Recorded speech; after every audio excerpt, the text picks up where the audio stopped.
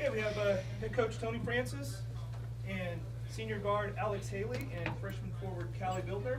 Coach Francis, if you could open up with an opening statement.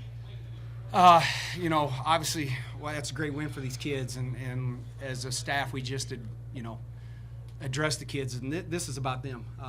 They're the ones that had to go out on the court and battle, and when you're going against a Pitt State team that's as good as they are, I've told several people, as we're building our program, we're one of the newer teams in the conference and in NCAA, as we're building our program, it's people like Pitt State, the programs like Pitt State that we're aspiring to try to build to. And, we have our bumps in the road and as a young team, but these kids fought hard today. We wanted to key in on MIAA because she's such a great player, obviously first team all-conference.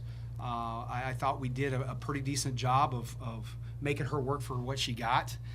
But ultimately, this goes to these kids. When you beat a great program like Pitt State and a great coach like Lindenwood, you've got to be happy about it. And now my focus is tomorrow. I got to let them enjoy this, but my focus is tomorrow.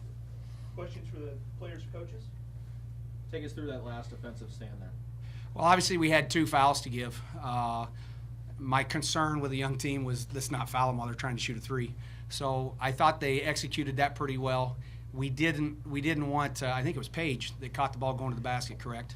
We didn't want Paige, catching going to the basket. We wanted everybody catching toward half court. But, with only 1.1 seconds left, we made her rush it probably a little bit. I tried to put our biggest kid on the inbounder to take away some vision. But, just when you work hard, you create breaks. And our kids work hard. We're not very polished right now, but our kids work hard, and I'm proud of them. Callie, after getting MIAA Freshman of the Year, you had to kind of expect a lot of players guarding you, maybe some double teams. How were you able to be successful tonight? I mean, I knew it was going to be tough coming in just because everyone knew about me, so they knew that just to stop her. So I just had to stay mentally tough and not let any of that affect me and just do what I know how to do. Alex, talk about this team's toughness. I think that, in practice, we get after it every day. It's a bloodbath in there sometimes. We're going hard in every single drill, and I think that tonight, after just a really long season, I think that everything came together tonight. And I don't think we took a single play off, and we've been talking about all season putting 40 minutes together, and we finally did that, and look what happened. So. Did you make any halftime adjustments, Coach? It didn't seem like Pittsburg State got as many open looks in the second half. Yeah, we wanted to, get after MIAA a little bit better. I think one time Jerica Butler went underneath the screen, which is a cardinal sin against that kid, and she made us pay for it. But we really tried to stay a little more attached to her. And coming into this game, we talked a lot about our guards, how they penetrated. We wanted to deny one pass away, and they do such a great job with their offense of moving and spacing and with that dribble drive, and they hesitate. Those guards, when they're getting into the paint, they start hesitating. And I wanted our kids to stay down and not go for that hesitation and give up the layup. This one here could have rebounded a little bit better, but I guess, as a freshman, you can't be perfect. But staying close to MIAA, I thought was something that we tried to do. Can you take me through your travel schedule this week? Well, I'm going to tell you what. I was going to mention this before we got out of here.